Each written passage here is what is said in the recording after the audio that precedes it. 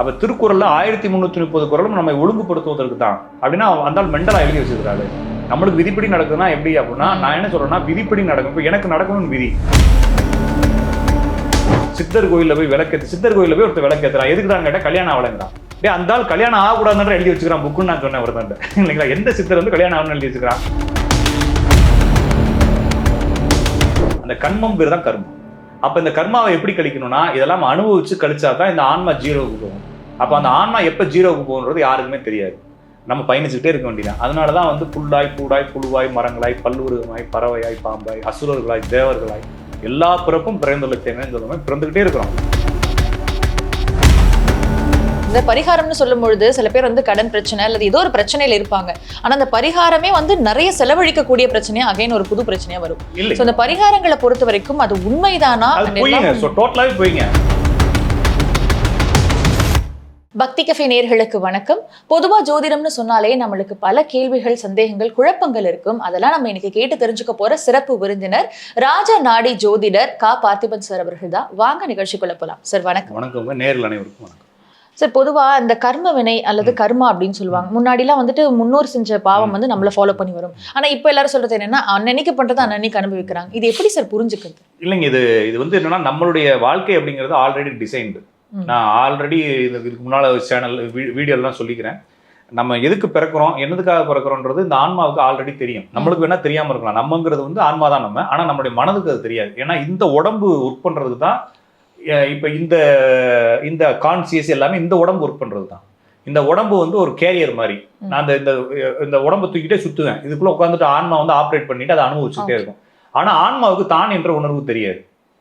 ஏன்னா அப்படி தான் என்ற உணர்வு தெரிஞ்சால் நம்மளால வாழ முடியாது.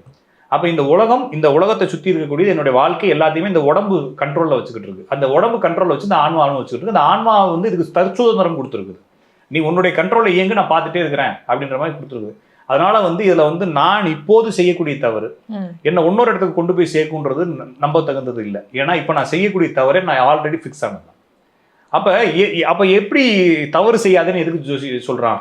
அப்போ ஞானி என்ன சொல்றான்னா, தவறு செய்யாத, தீங்கு செய்யாத, தப்பு நினைக்காதன்னு சொல்றானே. இப்போ எல்லாம் விதிப்படினா அவன் எதுக்கு சொல்றான்? அப்போ திருக்குறள்ல 1330 குறளும் நம்மை ஒழுங்குபடுத்துவதற்கு தான் அப்படின்னா அந்த மெண்டலா எழுதி வச்சிருக்காரு. நம்மளுக்கு விதிப்படி நடக்குதுன்னா எப்படி அப்படின்னா, நான் என்ன சொல்றேன்னா விதிப்படி நடக்கும். இப்போ எனக்கு நடக்கணும்னு விதி. அப்போ எனக்கான வழிகள் கிடைக்கணுமா இல்லையா? அப்போ எனக்கு அந்த திருக்குறள் கிடைக்கும். அப்போ இந்த சொசைட்டியில் யாருக்கு எது கிடைக்கணுன்றது விதி.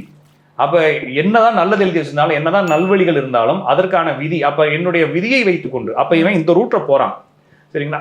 அப்போ ஒருத்தன் வந்து 12 மணிக்கு கிளம்பி போகிறான், ஒளிஞ்சு சந்துக்குள்ளே போகிறான் அப்படிங்கிறப்ப அவன் ஏதோ டுபாக்கூர் வேலை செய்ய போகிறான்னு அர்த்தம். அப்போ அவனுடைய செயலை வைத்து அவன் அடுத்து செய்ய போகிறத புரிஞ்சுக்கணும். அப்போ என்னுடைய வாழ்க்கை நடைமுறைகளை வைத்து எனக்கு அடுத்து என்ன நடக்கும்ன்றது புரிஞ்சுக்கிறதுக்காக தான் அந்த விதியை தவிர, நான் இதை செய்ததால் நான் அதை அனுபவிப்பேன் இல்லை, அதை அனுபவிக்காக தான் நான் செய்கிறேன். அப்போ எல்லாமே டிசைன் படி தான் போயிருக்கு. உங்களால் எதையுமே மாற்ற முடியாது. அப்போ நம்ம முயற்சி செய்யலாமே, நம்ம நல்லவனா இருக்கலாமே, அவங்க சொல்றதை படிக்கலாமே, இவங்க சொல்றதை படிக்கலாமே. அவங்க சொல்வதை படிப்பதற்கு உங்களுக்கு விதி இருந்தால் நடக்கும். அதுவும் விதிதான். அதனால நீங்களா முயற்சி செஞ்சு ஒருவேளை நீங்க புரிஞ்சுக்கலாம், நம்ம வந்து இவங்க சொல்றதை படிக்கிறோம், அவங்க சொல்றதை படிக்கிறோம், அப்ப நம்ம நல்ல ரூட்ல போயிட்டு இருக்கோன்றதை நீங்க புரிஞ்சுக்கலாமே தவிர நீங்க இங்கிருந்து ஜம்ப் ஆகி வேற ரூட்டுக்கு போகவே முடியாது.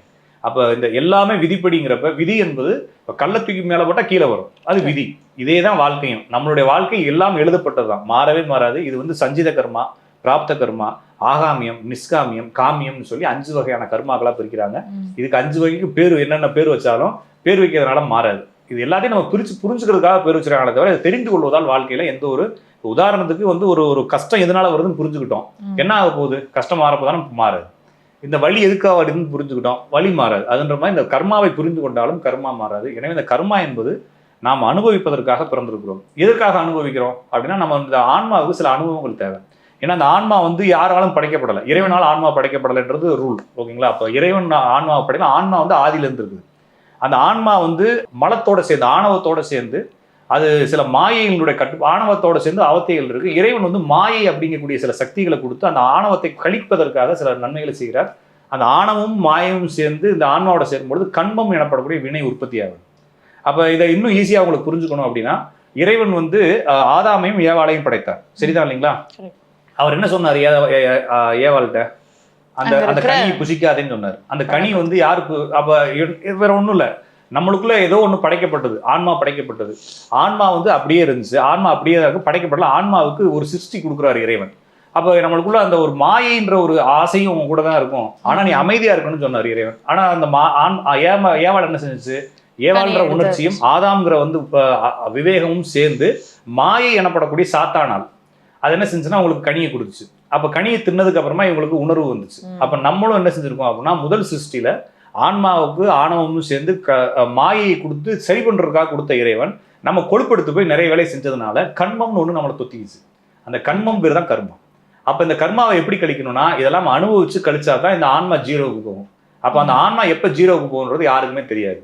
நம்ம பயணிச்சுக்கிட்டே இருக்க வேண்டியதான். அதனாலதான் வந்து புல்லாய் கூடாய் புழுவாய் மரங்களாய் பல்லுருகமாய் பறவையாய் பாம்பாய் அசுரர்களாய் தேவர்களாய் எல்லா பிறப்பும் பிறந்துள்ள தேவைன்னு சொல்லுவோம். பிறந்துகிட்டே இருக்கிறோம், இழைச்சுக்கிட்டே இருக்கிறோம். எதுவுமே முடிவாளன்றதுனால இந்த விதி அவ்வளவுதான். ஒருவேளை நான் வந்து ஏதாச்சும் பரிகாரம் செய்யறேன், கோயிலுக்கு போறேன் அப்படின்னா எத்தனை நாள் தேய்ச்சி கரைப்பீங்க? இது வந்து விளக்கெண்ண சோப்பு மாதிரி, நீங்க நினைக்கிற மேலாம் கரையாது. சரிங்களா? இது வந்து அனுபவிச்சு தான் கரைக்கணும். அதான் அடுத்து கேட்க வந்த சார், இந்த பரிகாரம்னு சொல்லும் பொழுது சில பேர் வந்து கடன் பிரச்சனை அல்லது ஏதோ ஒரு பிரச்சனையில இருப்பாங்க. ஆனா அந்த பரிகாரமே வந்து நிறைய செலவழிக்கக்கூடிய பிரச்சனையா அகைன் ஒரு புது பிரச்சனையா வரும். அந்த பரிகாரங்களை பொறுத்த வரைக்கும் அது உண்மைதானா? டோட்டலாவே போய்ங்க. கடனுக்கு பரிகாரம் காசை திருப்பி கொடுப்பதுதான் இல்லைங்களா? வேற வழியே இல்லை. நீங்க நினைக்கிற மாதிரி அவ்வளவு இந்த ஒரு கணக்கு சொல்லுவாங்கல்ல, 21 விளக்கு 36 விளக்குன்னு ஒரு எண் நம்பிக்கை. இது வந்து நம்மளை வந்து நம்மளே ஊக்கப்படுத்திக்கிறதுக்காக அல்லது நம்மளே ஏமாத்திக்கிட்டு நம்ம வாழ்க்கையை தள்ளுறதுக்காக ஒரு நம்பிக்கை ஏற்படுத்துறதுக்காக இயலாதவன் என்ன செய்வான்? என்னால முடியுது உழைக்கிறேன், முடியாதவன் என்ன செய்வான்? செத்தா போயிடுவான்.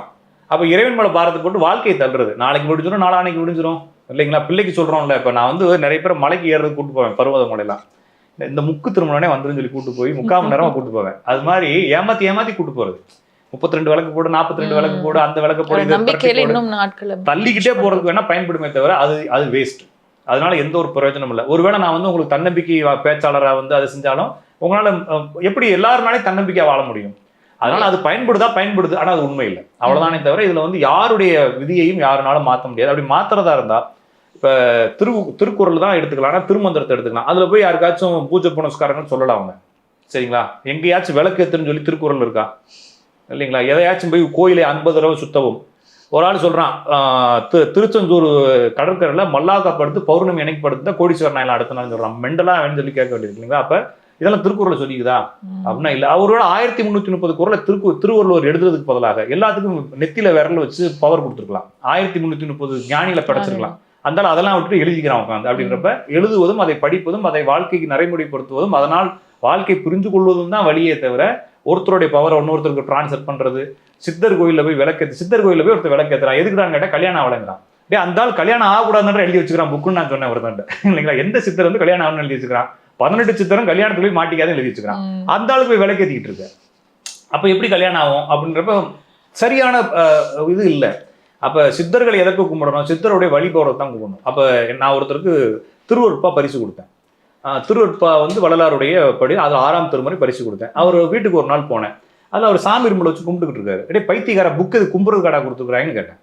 புக்கு எதுக்கு? படிக்கணும். நீ கொடுத்தது படிச்சிருக்கணும். கேட்டால் மாலை போட்டுக்கிட்டு இருக்கேன், கும்பிட்டுக்கிறேன், வள்ளலார் ஆசீர்வாதம் வரணும். என்னடா அது பைத்தியம்? அதுக்கு வள்ளலார் அட்டை மட்டும் வாங்கியிருக்கனால நீ இந்த புத்தகத்தை கிழிச்சு கொடுத்துட்டா வேற என்கிட்ட கொடுத்துருப்பேன். அப்போ இது மாதிரி தான் மக்களுடைய ஆன்மீகம் இருக்குது. அப்போ ஆன்மீகம் என்பது புரிந்து கொள்வதும் அனுபவப்படுவதும் தான். அப்போ அனுபவத்தில் உணர்கன்னு வள்ளலார் பெரிய பாரா எழுதிட்டு கடைசியாக என்ன எழுதியிருப்பாருன்னா அனுபவத்திலும் குருமுகத்திலும் உணர்கன்னு எழுதியிருப்பாரு. அப்போ நீ படிச்சா யூஸ் இல்லடா. அப்போ ஜே கிருஷ்ணமூர்த்தின்ற ஒரு ஞானிகிட்ட வந்து எல்லாரும் ஜேகேன்னு சர்ச் பண்ணீங்கன்னா கிடைக்கும். ஜே கிருஷ்ணமூர்த்திங்கிறது ஓசோனுடைய சமகால ஞானி. அவர்கிட்ட வரக்கூடிய சீடர்கள் என்ன சொல்றாங்கன்னா, ஐயா நீங்கள் அடுத்து என்ன பேசுவீர்கள் எனக்கு என்று தெரியும். உங்களுடைய ஒவ்வொரு வார்த்தைக்கும் நான் ரசிகன், வெறியன். நீங்க இதுக்கு அடுத்து இதை தான் பேசுவீங்கன்னு எனக்கு தெரியும். ஆனால் நான் வந்து உங்கள்கிட்ட 5-6 வருஷமா வந்துட்டு இருக்கேன், 10 வருஷமா வந்துட்டு இருக்கேன், எதையுமே உணர முடியல அப்படின்னு பைத்தியக்காரன்னு சொல்றாரு. என்னுடைய வார்த்தையை நீ அனுமானிப்பதோ என்னுடைய வார்த்தையை நீ புரிந்து கொள்வதோ தேவையில்லை. என்னுடைய வார்த்தையை நீ அனுபவிக்க வேண்டும், உணர வேண்டும். அப்ப நான் என்ன ஆன்மீக புத்தகங்கள் படித்தாலும் அதை நான் அனுபவப்படுத்தும் வரை, சரிங்களா? வெறும் புரிஞ்சுக்கிட்டு மட்டும் என்ன போகுது? இப்போ அன்னதானம் போட்டா அன்பு பெருசாகும் சொல்றோம். சரி, அது புரிஞ்சு என்ன போகுது? யூஸே இல்லை. கோயிலுக்கு போனா ஃபீல் நல்லா இருக்கும், புரிஞ்சு என்ன போகுது? அதை ஃபீல் பண்ணா தானே சரியா இருக்கும். அப்போ அனுபவப்படணும். அப்போ அனுபவப்படும் வரை ஆன்மீகம் இல்லை. எனவே தான் எல்லா ஞானிகளும் அனுபவப்படுன்னு எழுதினானே தவிர யாருமே புரிஞ்சுக்க சொல்லலை. அப்போ ஒரு ஞானியை வணங்குவதாலோ அந்த ஞானியினுடைய ஆசி கிடைக்கும்ன்ற ஞானி போராடிக்கிறான். வளரனுக்கு 26 வயது முதல் நான் பட்ட வேதனையை கேட்டால் கல்லும் கரையுமே எழுதுறாரு. இப்போ கல்லு கரையிற வரைக்கும் நான் போராடிக்கிறேன் அந்த இந்த உலகத்துல அவ்வளோ கஷ்டப்பட்டு அந்த இடத்துக்கு வந்தேன்.